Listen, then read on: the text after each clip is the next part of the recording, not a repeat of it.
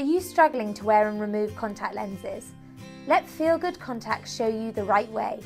First, mark your lenses right and left. Next, thoroughly wash and dry your hands.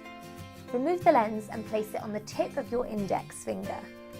Make sure the lens is in the correct semicircle shape before you insert it. Check to make sure the lens has no tears or particles attached to it. Using both middle fingers, pull your eyelids apart.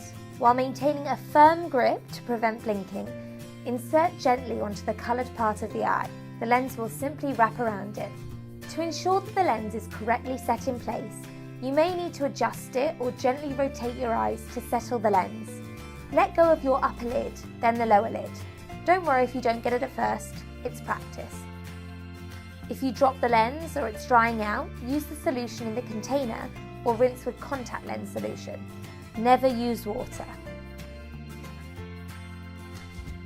To remove your lens, first thoroughly wash and dry your hands. Look at your eyeball and pull the lids apart with your middle fingers. Lower the lens and pinch gently to remove it. If you plan to store the lens, rinse and store in the case with contact lens solution. Now you know how to wear and remove your contact lenses, so visit us for your Feel Good lenses.